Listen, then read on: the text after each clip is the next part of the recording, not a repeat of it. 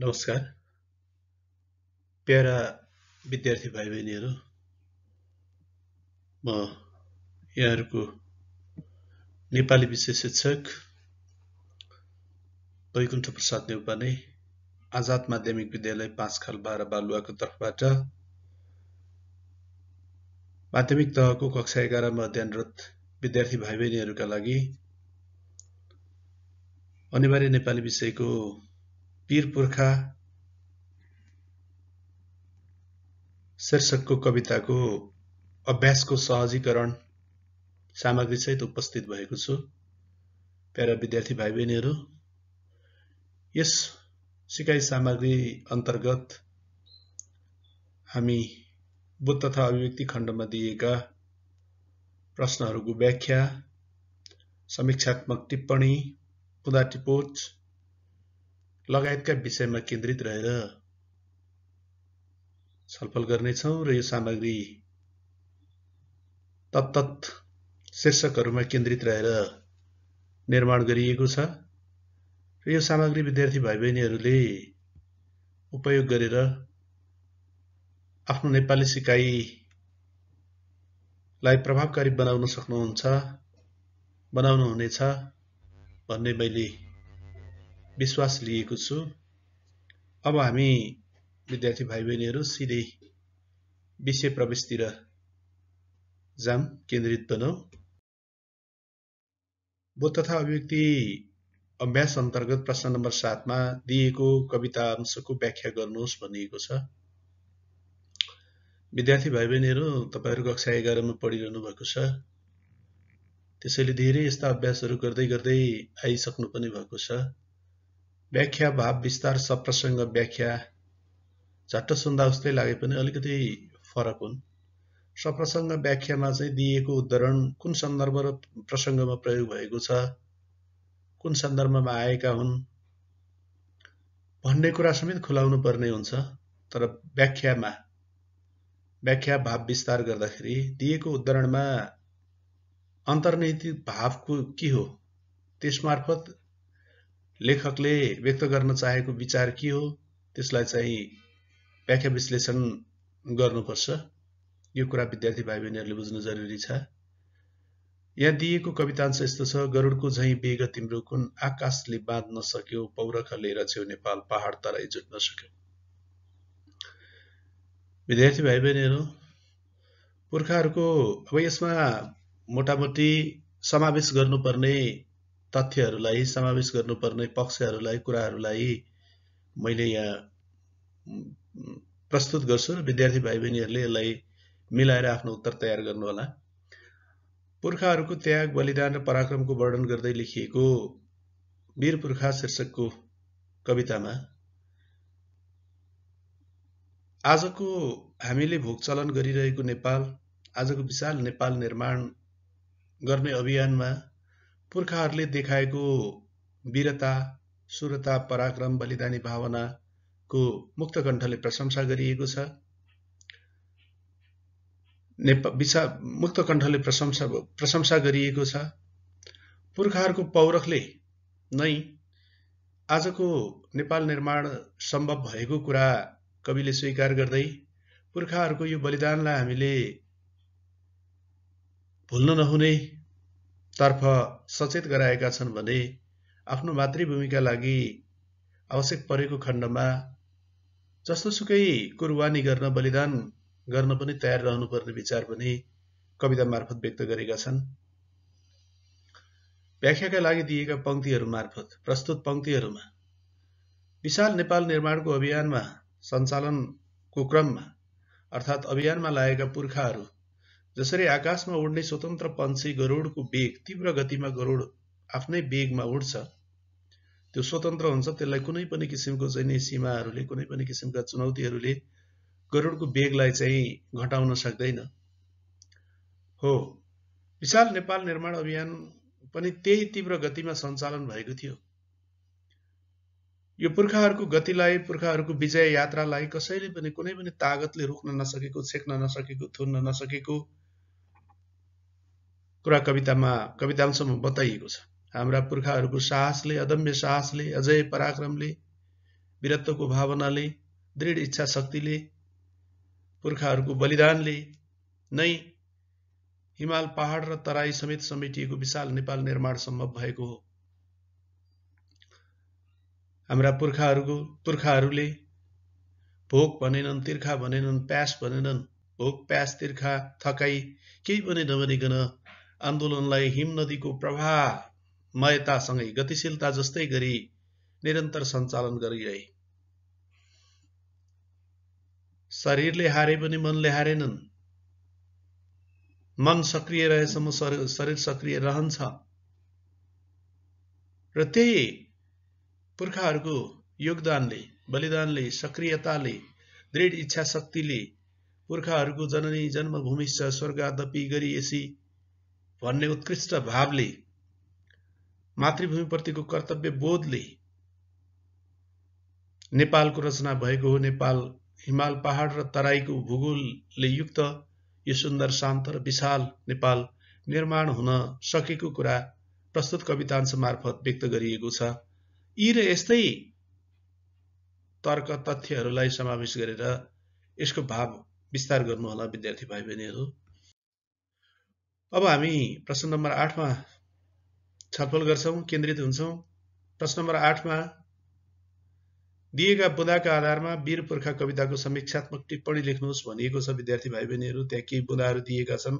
पुर्खाको विजय यात्रालाई पहाड र खोलाले छेक्न तथा आँधीले रोक्न नसकेको, आकाशकाममा स्वच्छन्द उड्ने गरुडको जस्तो वेग, पुर्खाको पौरखी पुर्खाले तराई, पहाड र हिमाललाई जोडेर नेपाल बनाएका हाम्रा वीर पुर्खाको बहादुरीको जित, टिस्टा र रावी नदी तथा काङ्गडा, कलङ्गा र गङ्गासम्म गुन्जिएको, उत्तरमा तिब्बतसम्म पौरखी पाइला पुगेको, मित्रताले मात्रै पुर्खाको विजय यात्रालाई रोक्न सकेको, पुर्खाहरूले बहादुरी संसारभर फैलिएको, हाम्रो नसामा आज पनि पुर्खाको रगत बगेको, यहाँ केही बुँदाहरू छन्।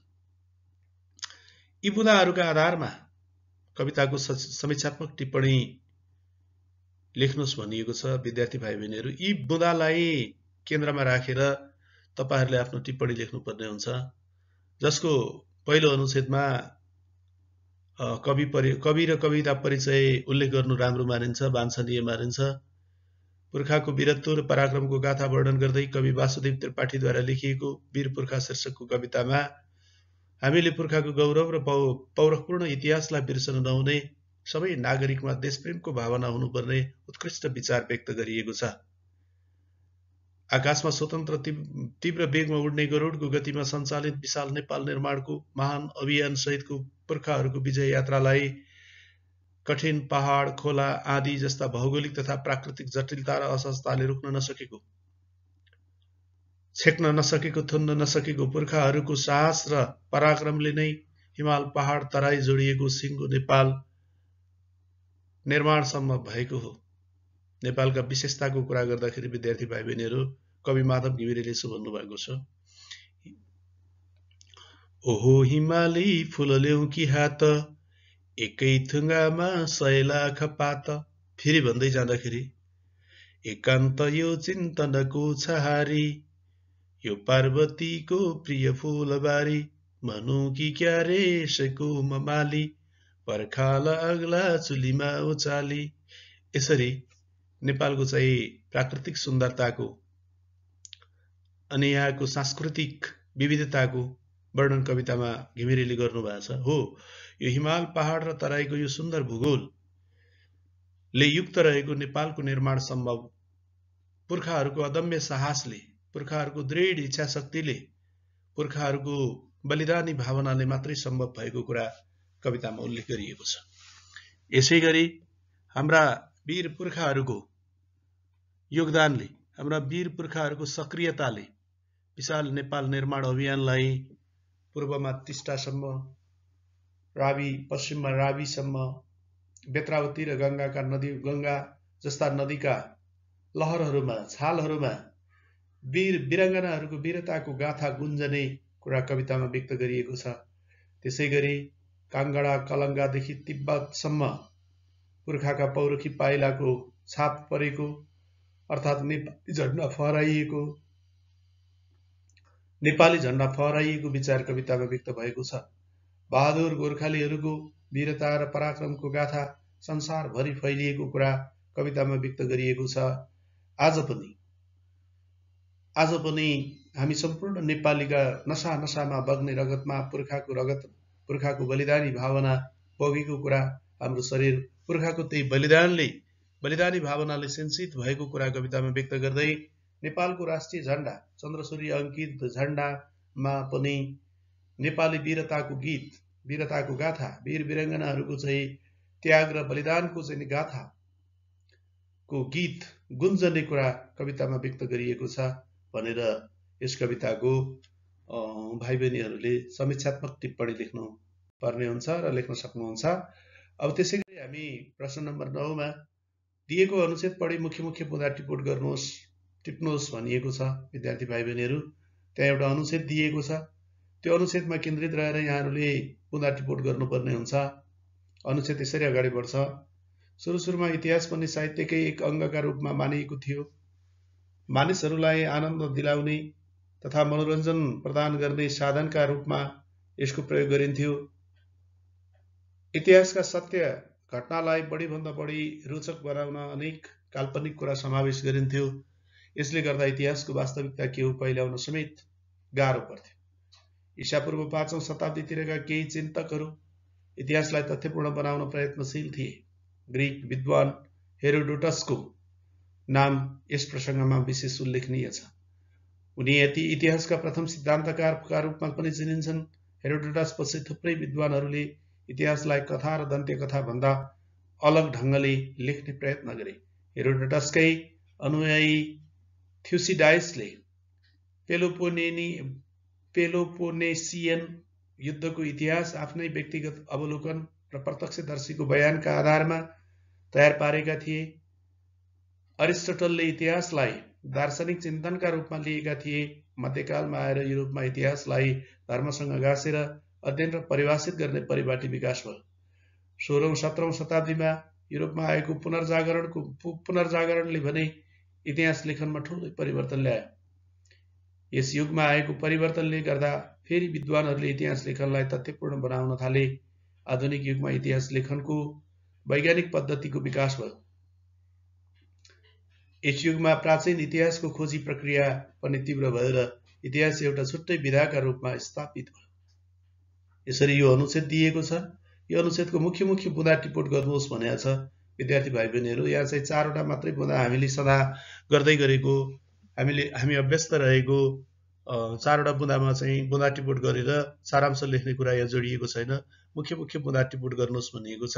त्यसैले विद्यार्थी भाइ बहिनीहरूले यो अनुच्छेदमा रहेका मुख्य बुँदाहरू टिप्पण गर्नुहोस्। यहाँ प्रतिनिधिमूलक केही बुँदाहरू उल्लेख गरिएको छ। इतिहास पनि साहित्यकै एक अङ्गको रूपमा मानिएको, इतिहासका घटनालाई रोचक बनाउन अनेक काल्पनिक कुराहरू समावेश गरिएको, इतिहासलाई तथ्यपूर्ण बनाउन ईसापूर्व 5औं शताब्दीतिरका ग्रीक विद्वान हेरोडोटसको योगदान विशेष रहेको, थ्युसिडाइसले पेलोपोनेसियन युद्धको इतिहासलाई व्यक्तिगत अवलोकन र प्रत्यक्षदर्शीको बयानको आधारमा तयार पारेका, 16औं र 17औं शताब्दीमा युरोपमा आएको पुनर्जागरणले इतिहास लेखनमा ठूलै परिवर्तन ल्याएको, आधुनिक युगमा वैज्ञानिक पद्धतिको विकाससँगै इतिहासको खोजी प्रक्रियाले तीव्रता प्राप्त गरी छुट्टै विधाका रूपमा स्थापित भयो भनेर चाहिँ बुँदा टिप्पण गरिएको छ।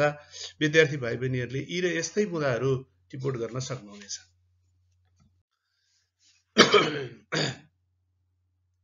विद्यार्थी भाइ बहिनीहरू, प्रश्न नम्बर 10 मा दिएको अनुच्छेद पढी सोधिएका प्रश्नहरूको जवाब दिनुहोस् भनिएको छ। अनुच्छेद यस्तो छ: भाषा यादृच्छिक वाक प्रतीकहरूको त्यस्तो व्यवस्था हो जसका सहायताले समाजका व्यक्तिहरू आफ्नो विचार विनिमय गर्दछन्। भाषालाई स्पष्ट रूपमा चिन्न, यसका प्रकृति र विशेषताहरूको उल्लेख गर्नु अझ सान्दर्भिक ठहरिन्छ।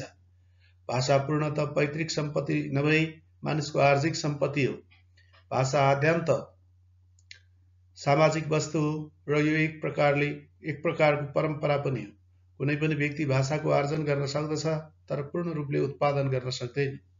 वास्तवमा भाषा अनुकरणद्वारा आर्जन गर्ने गरिन्छ। भाषा परिवर्तनशील हुने भएकाले यसको कुनै अन्तिम स्वरूप हुँदैन। भाषाको भौगोलिक र ऐतिहासिक सीमा हुन्छ। प्रत्येक भाषाको आफ्नै प्रकारको संरचना हुन्छ। स्वाभाविक रूपमा हरेक भाषा जटिलताबाट सरलतातर्फ यात्राशील रहन्छ। त्यसैले हरेक भाषा आफ्नो विकासको क्रममा स्थूलबाट सूक्ष्मतिर र अपरिपक्व स्थितिबाट परिपक्व स्थितितर्फ यात्रारत हुन्छ। सबै भाषाको आफ्नै मानक रूप हुन्छ। यादृच्छिकता, सृजनात्मकता, द्वैधता, सान्दर्भिकता, मौखिकता, श्रावणिकता भाषाका विशेषता। विद्यार्थी भाइ बहिनीहरू, अब यहाँहरूले सोधिएका प्रश्नको उत्तर दिनुपर्ने हुन्छ। भाषा भनेको के हो? विद्यार्थी भाइ बहिनीहरू, दिएको अनुच्छेदका आधारमा भाषाको परिभाषा यहाँहरूले दिन सक्नुहुनेछ। भाषा यादृच्छिक वाक प्रतीकहरूको व्यवस्था हो, यति मात्रै पनि भन्न सक्नुहुन्छ। भाषा मानिसहरूको विचार विनिमय गर्ने महत्त्वपूर्ण माध्यम वा साधन हो भन्न सक्नुहुन्छ। यसरी उत्तर लेख्नुहोला। प्रश्न नम्बर ख मा भाषाका विशेषताहरू बताउनुहोस् भनिएको छ। भाषाका विशेषताहरू लेख्दाखेरि भाषा यादृच्छिक हुन्छ, भाषा मानिसको आर्जित सम्पत्ति हो, भाषा सामाजिक वस्तु हो, भाषा अनुकरणद्वारा स्वत आर्जन हुने गर्दछ, भाषाको आफ्नै प्रकारको संरचना हुन्छ, भाषा परिवर्तनशील हुन्छ जस्ता विशेषताहरू यहाँहरूले उल्लेख गर्न सक्नुहुन्छ। भाषा सृजनात्मकता हुन्छ, भाषामा सृजनात्मकता हुन्छ भनेर यसका विशेषताहरू उल्लेख गर्न सक्नुहुन्छ। गमा वाक प्रतीक र यादृच्छिक शब्दको अर्थ लेखी वाक्यमा प्रयोग गर्नुहोस् भनेको छ। वाक प्रतीक भनेको ध्वनि चिन्ह, हामी बोल्दाखेरि प्रयोग गर्ने ध्वनि चिन्हहरू, जस्तो गाई लेख्दाखेरि हामी गा र यी दुईवटा चाहिँ ध्वनि चिन्हहरू प्रयोग गर्छौँ। त्यो त के हो भने वास्तवमा गाईको प्रतीक चिन्ह। गाई भने त चारखुट्टे जनावर हो, जसलाई हामी पूजा गर्छौँ, जसको हामी दुध खान्छौँ, पोसिलो हुन्छ भन्छौँ। त्यसको वाक प्रतीक चाहिँ गाई मार्फत व्यक्त हुन्छ, गाई लेखेर व्यक्त गरिन्छ, त्यही भनेको वाक प्रतीक ध्वनि चिन्ह हो। यादृच्छिक वक्ता र स्थान अनुसार फरक हुनु, अथवा वक्ता अनुसार स्थान अनुसार भाषा चाहिँ प्रयोग फरक हुन्छ, अथवा यो चाहिँ मौलिक हुन्छ भन्न खोजिएको हो। घमा के भनेको छ भने यस अनुच्छेदको पहिलो वाक्यलाई संयुक्त वाक्य बनाउनुहोस् भनेको छ, संयुक्त वाक्यमा बदल्नुहोस् भनिएको छ। यहाँ चाहिँ पहिलो अनुच्छेदमा यस्तो छ, पहिलो वाक्य यस्तो छ, भाषा यादृच्छिक वाक प्रतीकहरूको त्यस्तो व्यवस्था हो जसका सहायताले समाजका व्यक्तिहरू आफ्नो विचार विनिमय गर्दछन्। अब यसलाई संयुक्त वाक्य निरपेक्ष संयोजक प्रयोग गरेर संयुक्त वाक्य बनाउनु पर्छ। विद्यार्थी भाइ बहिनीहरू, भाषा यादृच्छिक वाक प्रतीकहरूको व्यवस्था हो अनि यसका सहायताले समाजका व्यक्तिहरू आफ्नो विचार विनिमय गर्दछन्। यसरी चाहिँ हामी गर्न सक्छौँ। अब विद्यार्थी भाइ बहिनीहरू, म सुनाइ र बोलाइ अभ्यासमा केन्द्रित गर्दछु। पछाडि पाठको चाहिँ पछाडि अन्तिममा पेज नम्बर 11 मा सुनाइ पाठ 1 दिएको छ, जहाँ चाहिँ एउटा कविताको अंश छ। पारिन्छ सत्ता जब खण्ड खण्ड रहन्छ के राष्ट्र त्यहाँ अखण्ड, थुतिन्छ पत्ता जब खाता खाता सिद्धिन्छ शोभा, अनि फूलबाट नाना कला कौशल सभ्यताको विचित्रताको तर एकताको, अहो हिमाली फूल ल्याउ कि हात एकै थुङ्गामा 100 लाख पात। यो चाहिँ राष्ट्र निर्मातामा कवि माधव घिमिरेले उल्लेख गरेको कवितांश हो। अब यसका आधारमा 1 मा के भनेको छ भने पाठको सुनाइ पाठ 1 सुन्नुहोस् र खाली ठाउँ भर्नुहोस् भनेको छ। पारिन्छ सत्ता जब खण्ड खण्ड, यसलाई चाहिँ कविताका आधारमा पुरा गर्नुहोला विद्यार्थी भाइ बहिनीहरू। नम्बर 2 मा राष्ट्र जोगाउन के गर्नुपर्छ, सुनाइ पाठका आधारमा छलफल गरी प्रतिक्रिया व्यक्त गर्नुहोस् भनिएको छ। विद्यार्थी भाइ बहिनीहरू, राष्ट्र हाम्रो शान हो, मान हो, प्रतिष्ठा हो, परिचय हो, इज्जत हो, गौरव हो, सबै कुरा सर्वस्व।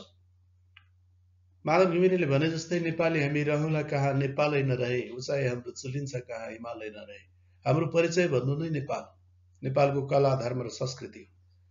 हामी नेपाली भएर बाँच्नको लागि नेपाल रहनु पर्दछ। नेपालभित्रका कला संस्कृतिहरू जीवित रहनु पर्दछ। मौलिक परम्पराहरू जीवित राख्न सक्यौँ, यसलाई संरक्षण गर्न सक्यौँ, जोगाउन सक्यौँ भने हाम्रो नेपाली परिचय युग युगसम्म बाँचिरहनेछ, अन्यथा हामी नेपाली भएर बाँच्न सक्दैनौँ। हो, राज्यलाई जोगाउनको निम्ति, राष्ट्रलाई जोगाउनको निम्ति विद्यार्थी भाइ बहिनीहरू, राष्ट्रको चाहिँ नक्सा अङ्कित भएका कपडाहरू लगाएर, क्यापहरू लगाएर, टोपीहरू लगाएर छातीमा चाहिँ राष्ट्रको चाहिँ स्टिकर टाँसेर राष्ट्र जोगिँदैन।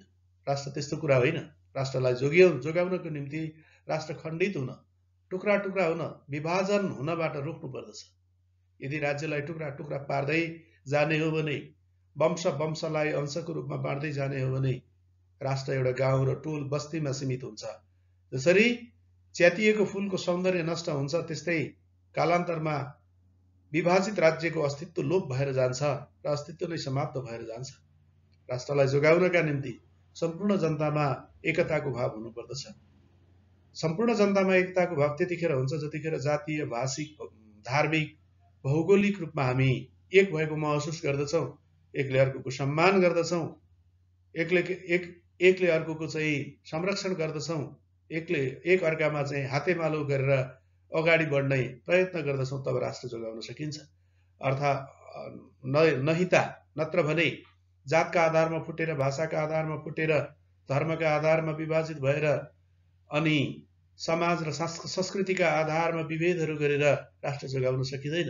यी सबै कुरामा हामी सबैले ध्यान दिनुपर्दछ भन्ने कुरा चाहिँ यो राष्ट्र जोगाउन गर्नुपर्ने कुराहरूमा तपाईँहरूले उत्तर लेख्न सक्नुहुनेछ। अब त्यसै गरी 10 नम्बरमा विविधताले भरिपूर्ण नेपाललाई कसरी एकताबद्ध बनाउन सकिन्छ तर्क प्रस्तुत गर्नुहोस् भनेको छ। माथिल्लो प्रश्न र तल्लो प्रश्नको आशय झन्डै उस्तै छ। उस्तै भने अलिकति फरक त फरक छ। या राष्ट्र टुक्राउनु हुँदैन भन्ने भाव आशय आएको छ, मानिसमा द्वन्द्व कायम गर्नु हुँदैन भन्ने आशय छ र यसले चाहिँ नेपाल विविधतायुक्त संस्कृति भएको राष्ट्र भएको हो। यो विविधतालाई कसरी एकताबद्ध गर्न सकिन्छ भन्ने आशय प्रश्नले राखेको छ, आशय व्यक्त गरेको छ। त्यसैले विद्यार्थी भाइ बहिनीहरू यसको उत्तर लेख्ने क्रममा नेपाल जातीय, भाषिक, धार्मिक, सामाजिक, भौगोलिक विविधतायुक्त मुलुक हो र यो जातीय, भाषिक, धार्मिक, सामाजिक र सांस्कृतिक एवं भौगोलिक विविधताभित्रको एकताको समष्टिगत रूप नै नेपालको राष्ट्रियता हो। नेपालको राष्ट्रियताबाट कुनै एउटा पक्षलाई अलग्याउने हो, जातलाई झिक्ने हो, भाषालाई झिक्ने हो, धर्मलाई झिक्ने हो, संस्कृतिलाई झिक्ने हो भने नेपालको राष्ट्रियता बलियो हुन सक्दैन, त्यो अपूर्ण रहन्छ। राष्ट्रिय एकता सुदृढ गर्न, राष्ट्रिय एकतालाई बलियो बनाउन, मजबुत बनाउनु आजको अनिवार्य आवश्यकता हो, अपरिहार्य पनि छ। यसका लागि हामीले जातीय, भाषिक, धार्मिक, सामाजिक, सांस्कृतिक र भौगोलिक एकता कायम राख्न अपरिहार्य हुन्छ, अनिवार्य रहन्छ। यहाँ विभिन्न जातका मानिसहरू बसोबास गर्छन्, विभिन्न भाषा बोल्ने मानिसहरू रहेका छन्, अलग अलग भूगोलमा अलग अलग समुदायका मानिसहरू बस्दछन्, उनीहरूका आफ्नै कला, धर्म, संस्कृति र परम्पराहरू रहिआएका छन्। यो जातीय, भाषिक, धार्मिक, सामाजिक, सांस्कृतिक विविधताहरूलाई हामीले सम्बोधन गर्न सक्नुपर्दछ।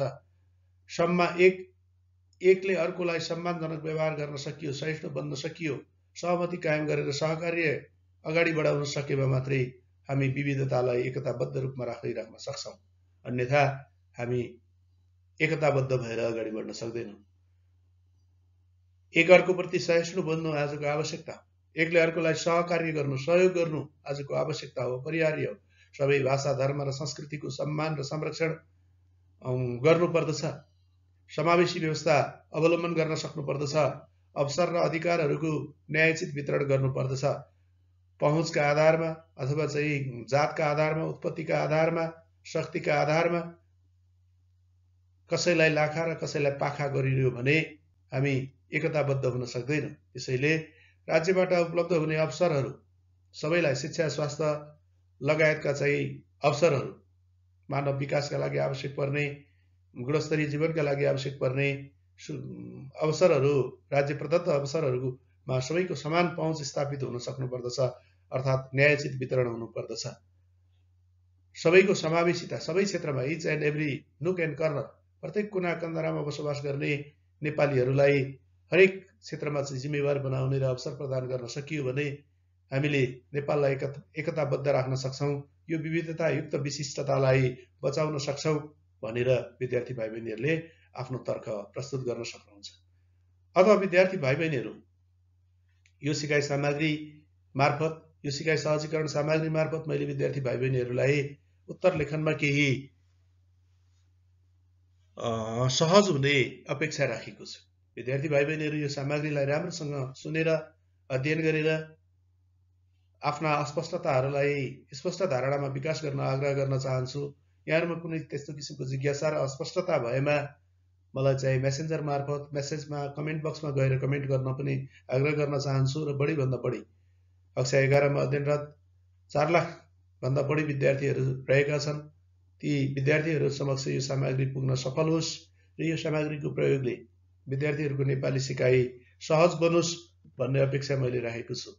नेपाली विषय अध्यापन गर्नुहुने विभिन्न चाहिँ विद्वान शिक्षक मित्रहरूमा पनि यो सामग्रीको अध्ययन गरेर यसमा देखिएका कमी कमजोरीहरू अथवा यसलाई अझै प्रभावकारी र फलदायी बनाउनका निम्ति समावेश गर्नुपर्ने कुरा यहाँहरूको चाहिँ मन मस्तिष्कमा भएदेखि सुझावका रूपमा चाहिँ पाउने अपेक्षा मैले राखेको छु। यति भन्दै यो सामग्रीलाई मेरो फेसबुक पेज मार्फत, मेरो फेसबुक आइडी मार्फत, त्यसै गरी म कार्यरत रहेको मेरो विद्यालय आजाद माध्यमिक विद्यालय अनि पाँचखाल नगरपालिकाको अनलाइन एजुकेसन ग्रुप मार्फत प्राप्त गर्नुहुनेछ। यसै गरी युट्युबमा गएर नेपाली लर्न च्यानलमा सर्च गर्नुभयो भने पनि यो सामग्री उपलब्ध हुनेछ।